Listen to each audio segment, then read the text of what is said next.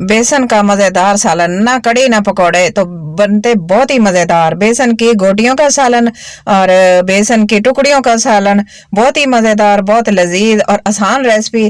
पहले आपने कभी नहीं खाई होगी, नानियों दादियों का जमाना याद आ जाएगा जब ये बनाएंगे एक दफा। बहुत ही आसान रेसिपी है। बिस्मिल्लाहिर्रहमानिर्रहीम। अस्सलाम वालेकुम। कैसे हैं आप सब? उम्मीद करती हूँ सब खैरियत से होंगे। अल्लाह पाक का शुक्र है मैं भी खैरियत से हूँ। और आज किचन कुकिंग टाइम में बनने जा रहा है बेसन का सालन। और बेसन का सालन कैसे बनेगा, क्या क्या चीजें डालेंगे हम इसके अंदर, आपने वीडियो को स्किप नहीं करना है, तक लाजमी देखना है, तभी आपको पता चलेगा। वीडियो शुरू करने से पहले आपसे छोटी सी रिक्वेस्ट होती है, प्लीज चैनल पर जाने चैनल को सब्सक्राइब कर लें, बेल नोटिफिकेशन भी ऑन कर लें, ताकि मेरी आने वाली हर नई वीडियो सबसे पहले आप तक पहुंच सके। और जिन मेरे बहन भाइयों ने चैनल को सब्सक्राइब किया उनका बहुत बहुत शुक्रिया। अल्लाह पाक सबको कामयाब करे और अपने हिफ्ज़ो ईमान में रखे। तो जल्दी से वीडियो शुरू करते हैं। और ये मेरा आम कप है घर में चाय वाला, ये कप मैंने भर के डाल दिया बेसन का।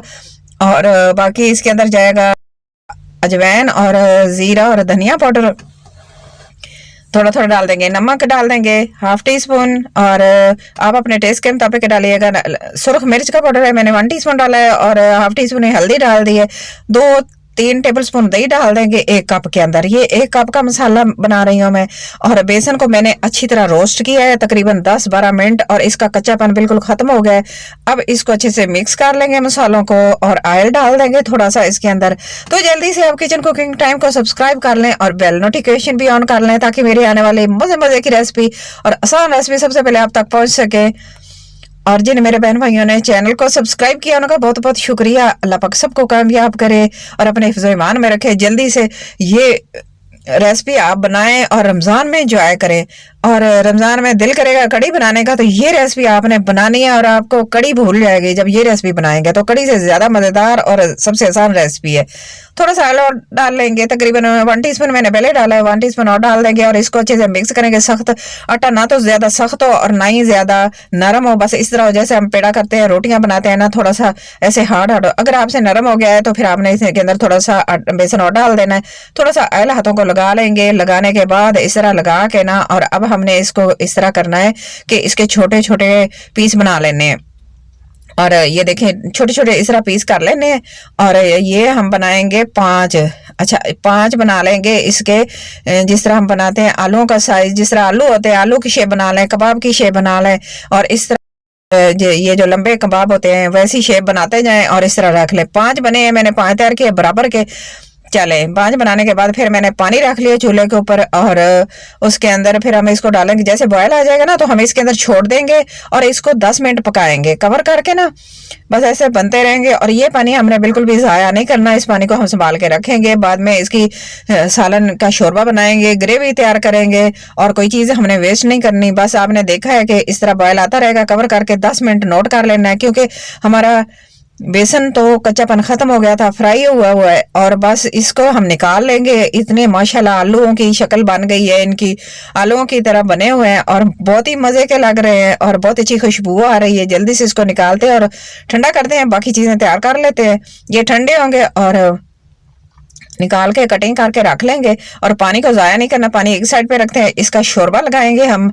और ये देखिए इसको ना इस तरह इसके गोल गोल से पीस कर लेंगे, जैसे आप देख रहे हैं ना। बस साइज छोटा ही हो, ज्यादा ना होता कि दोबारा जब हम पकाएं तो अंदर तक मसाला अच्छी तरह रच बस जाए। और ये देखिए इस तरह गोल बनाने हैं तो आप गोल शेप में भी बना सकते हैं, और अगर आपने इनको कटिंग करनी है तो आलूओं की शेप भी बन जाएगी। इनको आलूओं का बेसन के आलू भी कहते हैं, इनको बेसन की गोटियां भी कहते हैं, और बेसन का टुकड़ी वाला सालन भी कहते हैं। जो नाम भी दे लें वही अच्छा है, क्योंकि नानियां दादियां के ज़माने में वो बनाती थी, बहुत ही अच्छा लगता था, बहुत मज़े का बनता था। मैंने सोचा आपके साथ भी ये रेसिपी शेयर करती हूँ और बनाती हूँ। और इसका असल नाम क्या है वो तो मुझे नहीं पता, बस इसको बेसन की गोटियां भी कहते हैं, बेसन के टुकड़ी भी कहते हैं। और इस तरह बना के टुकड़े से करके और बेसन के आलू बना लेते हैं। तो देखें अंदर तक ये पका हुआ है, और देखें आपको नज़र भी आ रहा है माशाल्लाह, तो बहुत ही अच्छा बनेगा। और सालन हमारा, चलें कढ़ाई ले ली है मैंने, दूसरी साइड पे रख लिया, और इसके अंदर मैंने डाल दिया ऑयल तकरीबन 1 कप, और जीरा साबुत डाल दिया थोड़ा सा, हाफ टी स्पून। कड़कड़ा के फिर मैंने इसके अंदर ना डाल दिया प्याज, 2 मीडियम साइज के प्याज काट के रखे थे वो डाल दिए, और इसको गोल्डन ब्राउन करेंगे। जैसे ही प्याज हमारे गोल्डन ब्राउन हो जाएंगे, नमक और सुरख मिर्च और हल्दी ये इसके अंदर डाल देंगे। हाफ टी स्पून मैंने इसके अंदर हाफ टी स्पून से भी कम नमक डाला है, और हल्दी 1/4 टीस्पून और हाफ टी स्पून मिर्च डाल दिया, और 1 टेबल स्पून भर के मैंने अदरक लहसुन का पेस्ट डाल दिया। चलें जी, अब इसको करेंगे मिक्स अच्छी तरह और इसको फ्राई कर लेंगे। जैसे ही हमारा मसाला भुन जाएगा ना, तो इसके अंदर पानी डाल देंगे। ये जिसके अंदर हमने बेसन की गोटियां पकाई थी ना, आलू पकाए थे बेसन के, वो डाल देंगे इसके अंदर पानी, और टमाटर डाल देंगे 2 मीडियम साइज के, और एक सब्जी मिर्च डाल देंगे छोटी सी बारीक कटी हुई है। और अगर आप ज़्यादा तेज़ मसाले खाना चाहते हैं तो आप मसालों की क्वांटिटी बढ़ा सकते हैं। तो मुझे इसी तरह अच्छी लगती है, मैं इसी तरह बनाती हूँ। और ज़ीरा और धनिया पाउडर 1 टेबल स्पून भर के इसके अंदर डाल देंगे मसाले के अंदर, ताकि हमारा ये मसाला भी खुशबूदार बन जाए। चले, मसाला हमारा रेडी हो गया। अब एक चीज़ और रहेगी इसके अंदर डालने के लिए।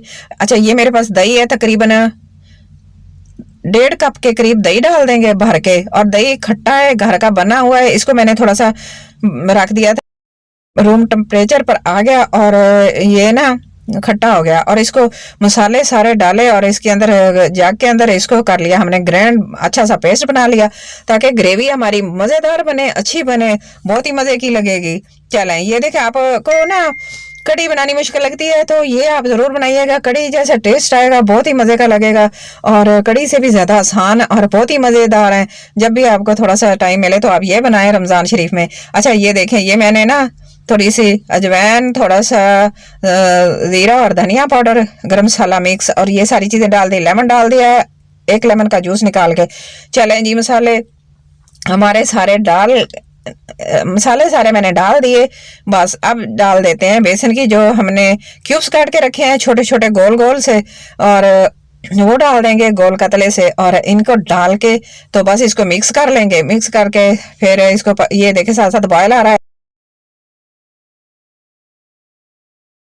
चलें, अब ये डाल देंगे जो मैंने बचा के रखा था, इसका गोटियों का जो पानी था ना, जिसके अंदर हमने बेसन को पकाया था, तो वो पानी था, वो मैंने ज़ाया नहीं किया। हमारा बहुत ही अच्छा मज़ेदार सा ग्रेवी तैयार हो गई है, वो मैंने इसके अंदर डाल दिया, क्योंकि वो पानी भी पका हुआ था। थोड़ा सा सब्ज़ धनिया डाल दिया खुशबू के लिए। अच्छा, अगर आप चाहें तो इसके ऊपर बघार लगाना चाहें तो आप वो भी लगा सकते हैं, तरी वगैरह के लिए, या आप अपने पहले निकाल के ऑयल को मसाले के अंदर से घी जो होता है ना मसाले वाला, वो निकाल के रख लें, ऊपर डाल दें तो बहुत ही मज़े की लुक आएगी। तो बस मैंने नहीं निकाला था, मैंने ऐसे ही बना लिया और बहुत ही मज़ेदार बन गया। 10 मिनट कवर करके मैंने इसको पका लिया। 10 मिनट के बाद देखें, माशाल्लाह, देखें कितनी अच्छी ग्रेवी, कितना अच्छा बना है। और गोटियां जो हमारी बेसन की थी वो भी बिल्कुल भी मेल्ट नहीं है इसके अंदर, वो भी साथ पड़ी हैं इस तरह, बहुत ही मज़े की लग रही हैं, अच्छी लग रही हैं। चलें, ये देखें, ये मैं आपको दिखाती हूँ और डिश आउट करेंगे। फाइनल लुक आपने ज़रूर देखनी है। तो माशाल्लाह, अल्हम्दुलिल्लाह,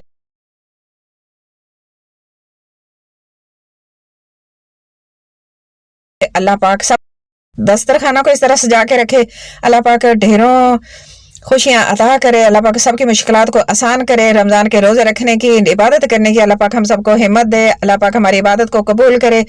तो बस आज की मेरी वीडियो इतनी है। वीडियो अच्छी लगे तो प्लीज़ लाइक करना, शेयर करना, सब्सक्राइब करना। अपना और अपने घर वालों का, अपने प्यारों का बहुत सारा ख्याल रखना, और मुझे भी अपनी दुआ में ज़रूर याद रखना। और मुझे कमेंट बॉक्स में जाके अच्छा सा, प्यारा सा और बड़ा सा कमेंट करके ज़रूर बताना कि आज की मेरी रेसिपी आपको कैसी लगी है। मुझे आपके अच्छे से और प्यारे से और बड़े से कमेंट का इंतज़ार रहेगा।